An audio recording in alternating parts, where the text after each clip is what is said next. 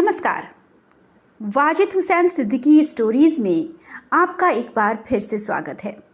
प्रस्तुत है उनकी 3 प्रकाशित पुस्तकों के संग्रह से एक कहानी, अब्बू की सीट। लेकिन कहानी शुरू करें उसके पहले अगर अभी तक आपने चैनल को सब्सक्राइब नहीं किया है तो सब्सक्राइब कर लीजिए, ताकि चैनल पर आने वाली हर कहानी सबसे पहले आप तक पहुंच सके। और इसके साथ अगर कहानी अच्छी लगती है तो उसे लाइक करना और बाकियों के साथ शेयर करना मत भूलिएगा। तो चलिए सुनते हैं आज की कहानी, अब्बू की सीट।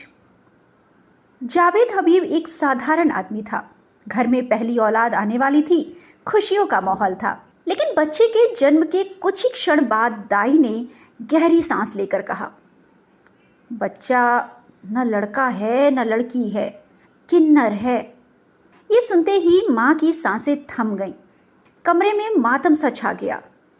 कुछ देर बाद दाई बोली, बेटा ऐसे बच्चे को लोग नहीं पालते, अफसरी के पास छोड़ आओ, वो किन्नर है, पाल लेगी। जावेद ने बच्चे को अपनी बाहों में लिया। भारी कदमों से वो अफसरी के घर पहुंचा। ये बच्चा किन्नर है, अगर तुम पाल सको तो पाल लो। अफसरी ने बच्चे को गोद में ले लिया। उसकी आंखें भर आईं। उसने धीमे से पूछा, अगर ये बच्चा अपंग होता तब भी छोड़ जाते? जावेद की नजरें झुक गई। यही जमाने की रीत है। अफसरी ने गहरी सांस ली। जालिम जमाने ने मुझे भी मेरे माँ बाप से जुदा कर दिया था। जावेद अकेला घर लौट रहा था, लेकिन बच्चे की रुलाई उसके साथ थी। कुछ महीने बाद उसने फरजाना से दूसरा निकाह कर लिया। बारात में ढोल बज रहे थे, लेकिन उसे हर थाप में बच्चे की रुलाई सुनाई पड़ रही थी। सुहाग रात को वो कमरे में पहुंचा तो अचानक लगा जैसे बच्चे ने उसके भीतर से कहा, मुझे माँ बाप चाहिए। वो घबरा कर उठ बैठा। फरजाना ने चौंक कर पूछा, क्या हुआ? मैं अभी आता हूँ। वो अफसरी के घर गया, फिर कांपती आवाज में बोला, मैं अपना बच्चा लेने आया हूं। अफसरी कुछ क्षण तक बच्चे को देखती रही, फिर उसे जावेद को दे दिया। घर पहुंचकर उसने बच्चे को फरजाना की गोद में रख दिया। ये मेरी पहली बीवी की निशानी है। फरजाना आग बबूला हो गई। अगर मुझे पता होता कि तुम्हारी ऐसी औलाद है तो मैं कभी शादी न करती। जावेद ने बच्चे को सीने से लगाकर उसका नाम रखा, राशिद। राशिद बड़ा होने लगा। उसके भीतर दूसरे बच्चों जैसी चंचलता थी, लेकिन दुनिया उसे अलग नजरों से देखने लगी थी। जब वो स्कूल जाने लायक हुआ तो जावेद ने खुद उसका हाथ पकड़कर स्कूल पहुंचाया। राशिद मेहनत और लगन से पढ़ना चाहता था, लेकिन जिल्लत और नफरत के बीच कैसे पढ़ता? वो पढ़ाई में पिछड़ गया। परीक्षा में फेल होकर जब घर लौटा तो डर के मारे कांप रहा था। जावेद ने उसे गले लगा लिया। फरजाना बोली, क्या दीवाने हो गए हो जावेद हबीब? फेल होकर आया है तुम्हारा ये लाडला। पता नहीं लाडला है कि लाडली, और तुम इसे 2 थप्पड़ लगाने की बजाय गले लगा रहे हो। जावेद बोले, 1000 बार कहा है मेरे बच्चे के सामने ऐसी बातें मत किया करो। रात को उन्होंने राशिद को अपने पास बिठाया। बेटा, हर इंसान का इम्तहान अलग होता है। तुम्हारा इम्तहान थोड़ा कठिन है, लेकिन याद रखना, अल्लाह जब एक दरवाज़ा बंद करता है तो दूसरा खोल भी देता है। तुम्हारी याददाश्त बहुत तेज़ है। किताबों को अपना सबसे अच्छा दोस्त बना लो। एक दिन लोग तुम्हें तुम्हारी पहचान से नहीं, तुम्हारी कामयाबी से जानेंगे। राशिद मासूमियत से पूछ बैठा, अब्बू, मैं शकील जैसा क्यों नहीं हूँ? जावेद का गला भर आया। उसने उसके सिर पर हाथ फेरते हुए कहा, जब तुम बड़े हो जाओगे तब सब समझ जाओगे। एक दिन जब जावेद घर पर नहीं थे, फरजाना ने राशिद के लिपस्टिक लगाई, चूड़ियां पहनाई और उसे अफसरी के पास ले गई। उसने राशिद से कहा, ये तुम्हारी असली माँ है, और उसे बहला फुसलाकर उसके पास छोड़ दिया। जावेद जब घर लौटे तो उसने झूठ बोल दिया। राशिद खुद ही भाग गया। बहुत ढूंढा लेकिन नहीं मिला। अफसरी ने राशिद का दाखिला पास के सरकारी स्कूल में करा दिया। वो मोहल्ले में जाकर लोगों से पुरानी किताबें, कॉपियां मांग लाती। उसे मालूम था कि पढ़ाई ही उसके बेटे की तकदीर बदलेगी। राशिद के स्कूल पहुंचते ही कुछ बच्चे ताली बजाने लगते। अरे, ज़नख़ा आ गया।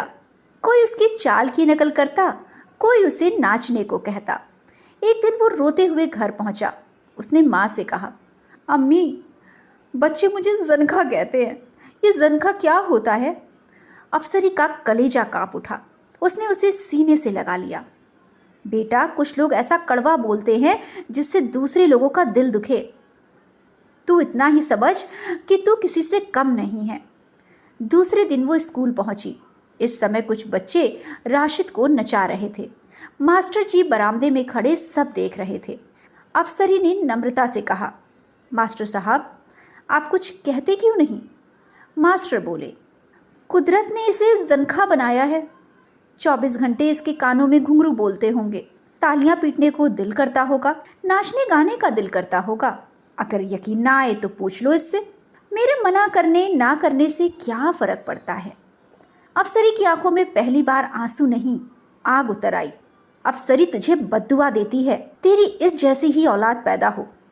मास्टर सहम गया। उसने बच्चों से कहा, जो कोई राशिद को तंग करेगा उसे सजा मिलेगी। धीरे धीरे माहौल बदलने लगा। वो हर साल प्रथम श्रेणी में पास होने लगा। लेकिन एक दिन अचानक अफसरी की तबीयत बिगड़ने लगी। जांच शुरू हुई तो डॉक्टर ने कैंसर बताया। मरने से पहले उसने जावेद को ढूंढ निकाला और राशिद का हाथ उसके हाथ में रख दिया। अब इसे मंजिल तक पहुंचाना तुम्हारा फर्ज है। जो किताबें इसके हाथ में हैं वो कभी छूटने मत देना। जावेद की आंखों से आंसू बह निकले। मैं कसम खाता हूँ, मरते दम तक इसे अकेला नहीं छोड़ूंगा। वो उसे घर ले आए। उसे देखकर फरजाना गुस्से में तमतमा उठी। इस बार जावेद चुप नहीं रहे। उन्होंने दृढ़ स्वर में कहा, ये यही रहेगा।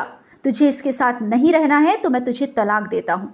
फरजाना चुप हो गई, लेकिन उसने अपने बेटे शकील को आगे कर दिया। उसने अब्बू से कहा, यह घर से दूर रखने की चीज़ है। सारी दुनिया, सारी सोसाइटी ऐसे लोगों का सोशल बायकॉट करती है। आप मुझे ये बताएं, सारी जिंदगी आपने जितना टाइम इसे दिया, मुझे क्यों नहीं दिया? अब्बू बोले, तुम शायद भूल गए हो बेटा, मैंने हमेशा तुम्हें टाइम देना चाहा, लेकिन तुम अपनी माँ के पास भाग जाते थे। फरजाना बोली, क्यों ना आता मेरे पास? जब तुम अपनी आधी अधूरी औलाद के बाप बन सकते हो तो मैं अपने बेटे की माँ बन के क्यों नहीं रह सकती? ये सुनकर जावेद की तबीयत बिगड़ने लगी। उन्होंने राशिद से कहा, मुझे सांस नहीं आ रही है, खुली हवा में ले चलो।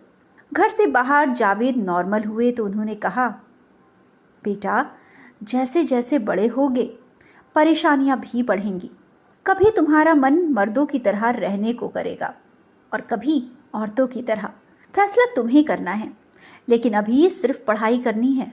तुम्हें स्कॉलरशिप मिली और तुमने यूनिवर्सिटी में टॉप किया है। अच्छा ये बताओ, तुम्हारी आईएएस की तैयारी शुरू हो गई? जी, मैंने शुरू कर दी। अब्बू ने कहा, शाबाश। मेरी एक बात और सुन लो, मुझे तुम्हारी नीली बत्ती वाली गाड़ी की पिछली सीट पर बैठकर सैर करना है, क्योंकि मैं बूढ़ा हो रहा हूँ। मैं चाहता हूँ कि तुम मेरे जीते जी अपनी मंजिल तक पहुँच जाओ। वो गमगीन हो गया। आप भी ना बिल्कुल अजीब हैं। अब वो क्या हो जाता है आपको, इस तरह की उल्टी सीधी बातें करते हैं। उसके बाद राशिद आईएएस की पढ़ाई में डूब गया। इस दौरान वो एक आईएएस कोचिंग में पढ़ाने लगा, जो शबनम कोचिंग इंस्टीट्यूट के नाम से जाना जाता था। एक दिन क्लास चल रही थी कि उसका मोबाइल बजा। दूसरी ओर से आवाज़ आई, मुबारक हो, आपका भारतीय प्रशासनिक सेवा में चयन हो गया है। उसकी आंखों से आंसू बह निकले। उसने सबसे पहले अब्बू को फ़ोन मिलाया, लेकिन उधर से किसी और की आवाज़ आई, जल्दी अस्पताल आ जाइए, उन्हें दिल का दौरा पड़ा है। शबनम उसे लेकर अस्पताल भागी। रास्ते में वो बोला, जिंदगी भर तकलीफ़ें झेली, पहली खुशी मिली तो गम साथ लाई। अगर अब्बू को कुछ हो गया तो मैं जीते जी मर जाऊंगा, खुदकुशी कर लूंगा। शबनम ने दिलासा दिया, ऐसा मत सोचिए, हिम्मत रखिए। आईसीयू के बाहर फरजाना और शकील खड़े थे। अब्बू कैसे हैं? राशिद ने पूछा। फरजाना चुप रही। शकील बोला, हार्ट अटैक, अब शायद बचना मुश्किल है। राशिद की आंखें भर आईं। मैं अब्बू से मिलना चाहता हूँ। शकील ने व्यंग से कहा, पढ़ी लिखी मैडम, तुम्हें इतना भी कहाँ पता, तुम लोगों का वहाँ जाना मना है। फरजाना ने शबनम से पूछा। कौन हो तुम? यहाँ कैसे? राशिद सर मेरी कोचिंग में पढ़ाते हैं, शकील बोला। इतनी इज्जत देने की ज़रूरत नहीं है, ये लोग इज्जत के लायक नहीं होते। शबनम लौटना चाहती थी लेकिन राशिद ने उसका हाथ पकड़ लिया। मैडम प्लीज़ प्लीज़ थोड़ी देर मेरे साथ रह जाइए, मुझे बहुत डर लग रहा है। उसी समय नर्स आई। जावेद हबीब के साथ कौन है? मैं, राशिद ने भर्राई आवाज़ में कहा। डॉक्टर बुला रहे हैं। शबनम उसे लेकर अंदर गई। डॉक्टर ने गंभीर स्वर में कहा, इनके पास ज़्यादा वक्त नहीं है, मिल लीजिए। राशिद लड़खड़ाते कदमों से आईसीयू में गया। उसने अब्बू का हाथ अपने हाथ में ले लिया। वो फूट पड़ा। अब्बू मैं पास हो गया, आईएएस बन गया, शाबाशी तो दे दीजिए। जावेद की बुझती आंखों में चमक लौट आई। होठ कुछ कहने के लिए हिले, तभी वेंटिलेटर की पीप शांत हो गई। डॉक्टर धीमे स्वर में बोले, आई एम सॉरी। राशिद ने रोते हुए शबनम से कहा, अगर अब्बू और अफसरी माँ ना होते तो आज मैं किसी ट्रैफिक सिग्नल पर तालियां बजाकर भीख मांग रहा होता। शबनम ने उसके कंधे पर हाथ रखा। तुम बहुत खुशकिस्मत हो राशिद, तुम्हें जावेद जैसे बाप और अफसरी जैसी माँ मिली। शायद तुम्हें अंदाज़ा नहीं है, तुमने जिस तरह की ज़िंदगी जी है ना, उसका इम्तहान तुमसे ज़्यादा तुम्हारे अब्बू और अफसरी माँ ने दिया है। इसलिए हॉस्पिटल आते समय जो तुम गाड़ी में मुझसे कह रहे थे, सोचना भी नहीं अब्बू और माँ साथ हैं या नहीं हैं। कुछ भी हो जाए राशिद, तुम्हें इस ज़िंदगी को जीना है, तुम समझ रहे हो? उसने अपने आंसू पोंछे और धीरे से कहा, जी मैं वादा करता हूँ। कुछ महीनों बाद राशिद की पोस्टिंग हो गई। उसने अपनी पहली तनख्वाह से जावेद अफसरी फाउंडेशन की स्थापना की।